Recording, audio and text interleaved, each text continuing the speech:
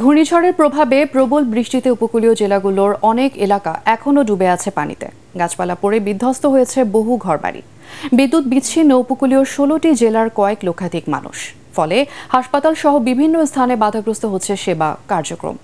ঝড়ের আঘাতে ঘর এবং গাছ চাপায় ৮ জেলার মৃতের সংখ্যা বেড়ে দাঁড়িয়েছে ১৪ জনে। চিংড়ি ঘের ভেসে যাওয়ায় দিশেহারা খামারিরা। বিভিন্ন স্থানে চলছে ভেঙে যাওয়া বেড়িবাঁধ মেরামতের কাজ। প্রতিনিধিদের পাঠানো তথ্য ও চিত্র নিয়ে আরো জানাচ্ছেন আশিকুর রহমান।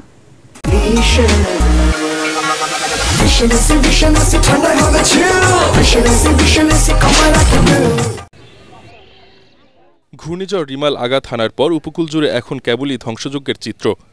এর মধ্যে সবচেয়ে বেশি ক্ষয়ক্ষতি হয়েছে পটুয়াখালীতে। কলাপাড়ার অনেক এলাকা ডুবে আছে পানিতে। এখনও জোয়ারের পানি নামেনি বসতঘর থেকে। কিছু স্থানে বন্ধ হয়ে আছে সড়ক যোগাযোগ। অধিক উচ্চতার জলোচ্ছ্বাসে বাঁধ ভেঙে সাগরের লোনা পানি ঢুকে পড়েছে লোকালয়ে। সুপেয় পানির উৎসগুলো তলিয়ে গেছে। খুলনার পাইকগাছায় ৬টি ইউনিয়নের অন্তত ২০টি স্থানে নদীর বাঁধ ভেঙে গেছে। এতে সাগরের লোনা পানিতে প্লাবিত হয়েছে অর্ধশতাধিক গ্রাম। এখনও পানিবন্দী উপজেলার প্রায় ১ লাখ মানুষ। খাবার পানির উৎসগুলো তলিয়ে যাওয়ায় দেখা দিয়েছে বিশুদ্ধ পানির সংকট। জোয়ারের পানিতে বাগেরহাটে ভেসে গেছে কয়েক হাজার মাছের ঘের। প্রাথমিকভাবে জেলায় মাছের প্রায় ২২,০০০ ঘের তলিয়ে যাওয়ার খবর পাওয়া গেছে। সবচেয়ে বেশি ক্ষতিগ্রস্ত হয়েছে মোংলা, মোড়লগঞ্জ, শরণখোলা ও রামপাল উপজেলায়। সাতক্ষীরার শ্যামনগরে পানি উন্নয়ন বোর্ডের বেড়িবাঁধের কয়েকটি স্থানে ফাটল দেখা দিয়েছে। শ্যামনগরের মুন্সীগঞ্জ ও বুড়ি গোয়ালিনী ইউনিয়নের অনেক স্থানে ঘরের ছাউনি উড়ে গেছে। ভেসে গেছে কয়েকশো চিংড়ি ঘের। আজও বিদ্যুৎ বিচ্ছিন্ন উপকূলীয় এলাকার বহু মানুষ। বরিশালে ছাদ ধসে আরও একজনের মৃত্যু হয়েছে। ঝড়ের আঘাতে ক্ষতিগ্রস্ত ৭ শতাধিক কাঁচা ঘরবাড়ি। জেলার বেশিরভাগ এলাকায় বিদ্যুৎ সরবরাহ বন্ধ।